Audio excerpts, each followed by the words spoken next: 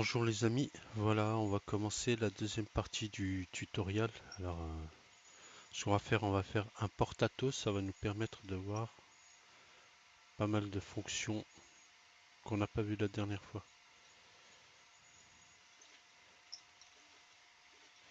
Alors je suppose que vous avez tous votre compte sur Thinkercad. Voilà, alors je commence ici, je vais déjà mettre porte atto 2. Ça, j'en avais déjà fait un. Voilà, voilà, portato 2. Comme je vous avais déjà dit, je mets toujours une règle. Elle n'est pas au centre. Voilà, là elle est au centre. Alors, ce qu'on va faire, on travaille comme sous Thinkercad qu'avec des formes simples, hein. Alors, je vous rappelle, hein, vous cliquez bouton droit, vous restez appuyé, ça vous permet de tourner. Vous cliquez sur le bouton du milieu, la molette de la souris, vous restez appuyé sur la molette de la souris, ça vous permet de faire des translations. Et le bouton gauche vous permet de sélectionner en restant appuyé. Vous avez ici le petit truc qu'on a vu la dernière fois. Ça sert aussi à se replacer, par exemple. Vous voyez? Cliquant une fois là. Là, je me retrouve derrière. Bas. Je vais aller en haut maintenant. Voilà. Et là, je suis en haut. À droite, hein, et gauche, pareil. Et en cliquant là sur l'angle, si vous restez appuyé sur l'angle, sur les angles, vous allez vous retrouver sur les angles. D'accord?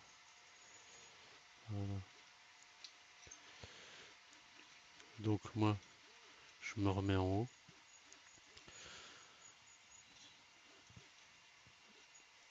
Alors, j'attrape une forme. Donc, je clique bouton gauche, je reste appuyé dessus et je fais glisser ma forme. Alors moi, je vais faire un porte-atos rapidement. Comme il va être carré et qu'il va contenir 4 atos, je vais mettre 60 de long, 60 de large. Voilà. Donc j'ai une sorte de carré. Vous voyez. Alors, le carré est plein. Donc, comme je vais faire des économies de fil, hein, quand je vais imprimer, je vais creuser à l'intérieur. Alors, pour creuser à l'intérieur, je prends une boîte, un perçage, une boîte perçage, où il y a d'autres façons de le faire, mais pour vous, ça sera plus simple comme ça. Donc, sélectionne bouton gauche et je déplace la boîte. Alors, comme je veux percer en laissant ici 1 mm d'épaisseur de chaque côté et 1 mm en bas, donc je vais mettre 58 de large.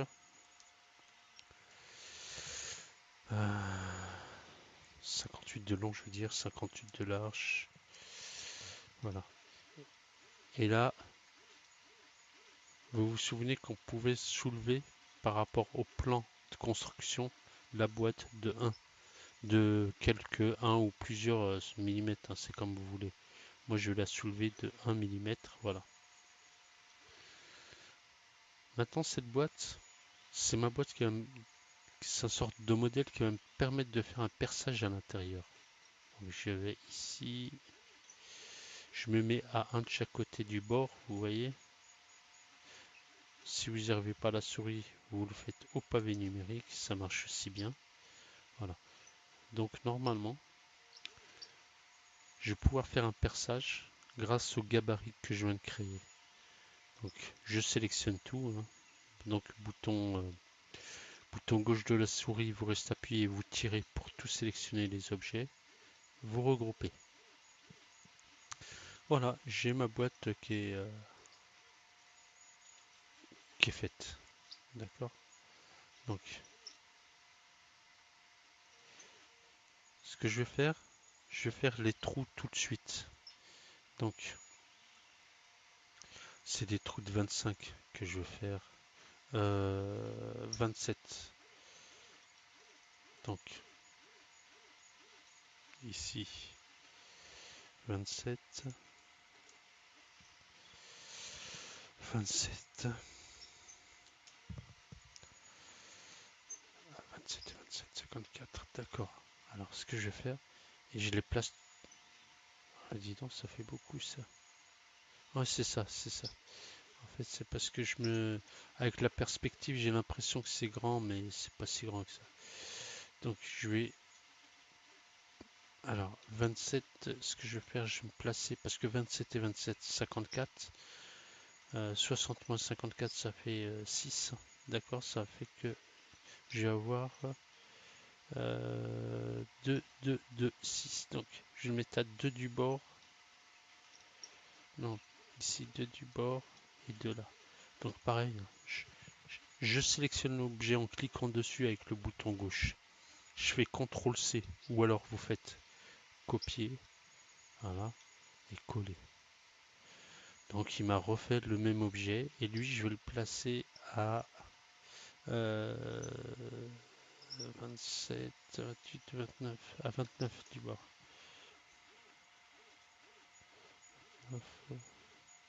Déjà on va voir ce que ça donne.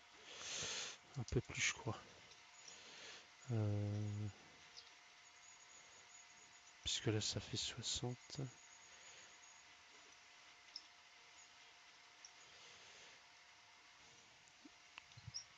Alors 29 plus 27 ça fait combien? Ça fait 56, 57, 58. Donc 31 plutôt. 31. Voilà. Donc alors pareil, hein, je colle encore une fois. Voilà.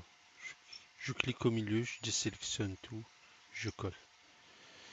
Donc je l'attrape lui, je le mets à 32 du bord, 32 et 32 en fait du haut et 2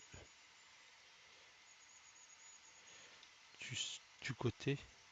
Voilà, vous voyez 2 par rapport à l'axe des Y et 32 par rapport à l'axe des X.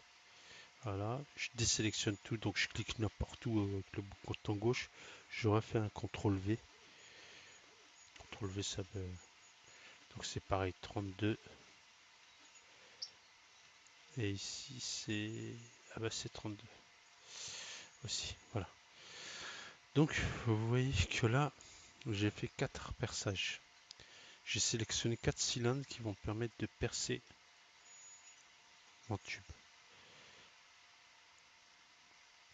Donc j'ai plus qu'à tout sélectionner.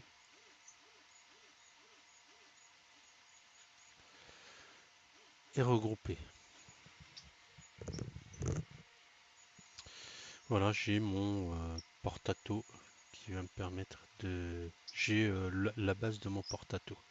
Maintenant, ce que je peux faire, c'est retourner l'ensemble. Vous avez vu ici, vous avez... Quand je clique dessus, vous avez des petites poignées ici. Et quand je me mets dessus, on voit que ça permet de changer l'angle. Moi, je vais faire une rotation horizontale. Donc, je me place ici. Je clique ici. Alors, un demi-tour, ça correspond à 180 degrés. Donc, je tape 180 ici. Entrée et voilà. Donc là, vous voyez, ça commence à ressembler à un porte-à-taux. Maintenant, je vais reprendre un cylindre ici. En autant que je me souvienne, ça fait 20. Voilà. Donc ici, 27. 27, 27 et 27. On a dit que ça faisait 27 et 27 pour 27. Voilà. Ah oui, vous voyez ici, on a plein de petits côtés. D'accord? Ça se règle grâce à ce...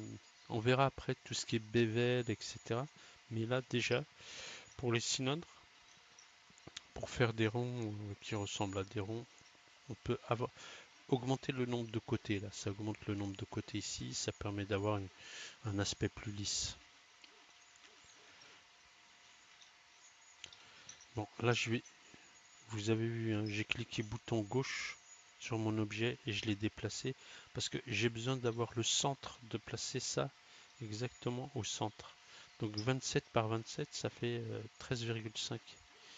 Là, je peux pas avoir les 0,5 parce que il y a un snap de la grille et ça va par step, par pas de 1 mm.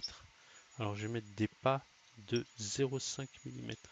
Et là, vous allez voir, je vais pouvoir avoir 13,5, 12, 12,5, 13,5 et là, pareil. Oui, puisque j'ai envie de le centrer exactement au centre, d'accord? Que le centre du cercle corresponde ici au point 0. Parce que je vais le creuser, hein, ce truc-là. Alors, déjà, je reprends un cylindre de type perçage. Là, je vais lui donner la taille de l'objet qui va me servir à creuser, en fait. Donc 25. Et ce que je vais faire, je vais le lever.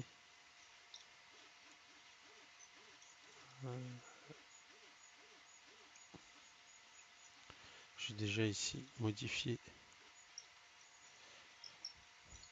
Là, 20, ça fait beaucoup.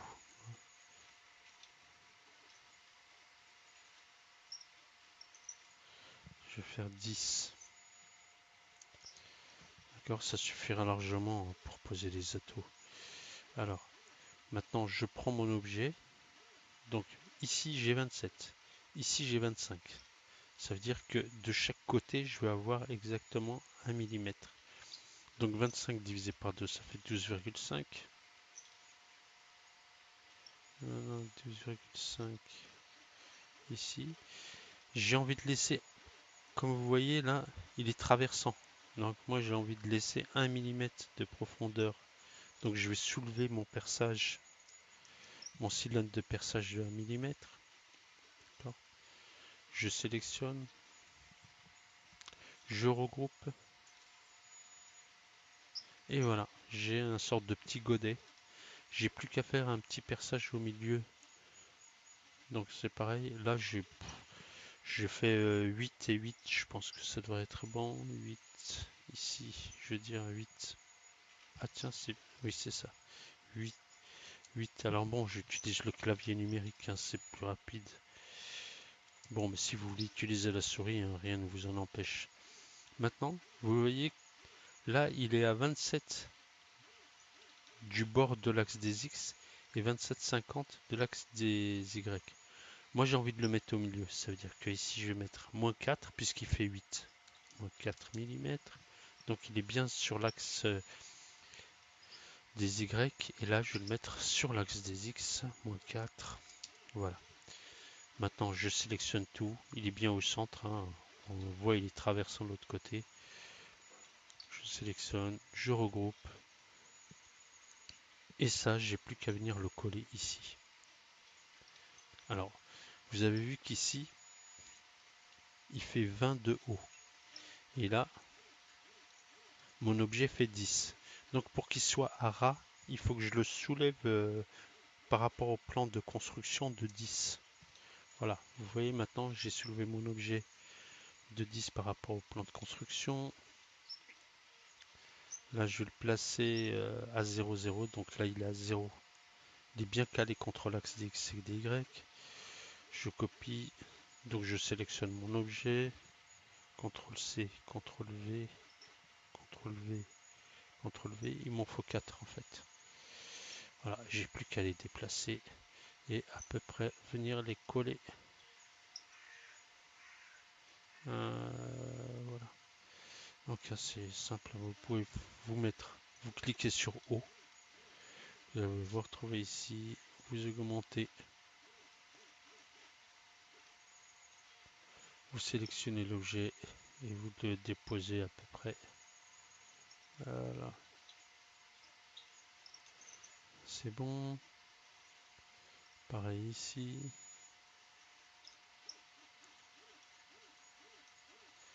Voilà.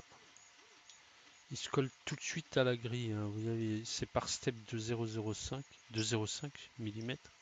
Donc de toute façon, il y a une sorte de d'aimant qui va le coller. Je revérifie juste, voilà. J'ai tout mis. Je peux tout sélectionner maintenant. Donc bouton gauche, Je reste cliqué, je tire.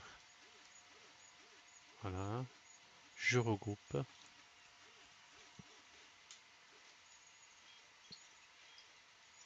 Et voilà. Vous voyez que j'ai fini mon porte-à-tout.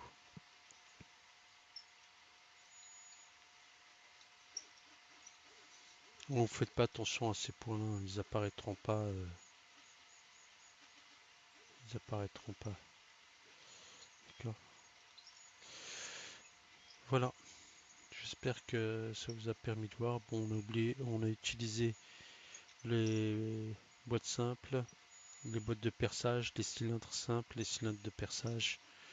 On a modifié la taille des pièces, on les a modifiées par rapport au plan de construction, levé, baissé, etc. Voilà. Bon, la prochaine vidéo, on va faire une première box, mais pas en une fois, mais en plusieurs fois, parce que sinon ça risque d'allonger beaucoup la vidéo. Voilà. Bon visionnage et à plus tard.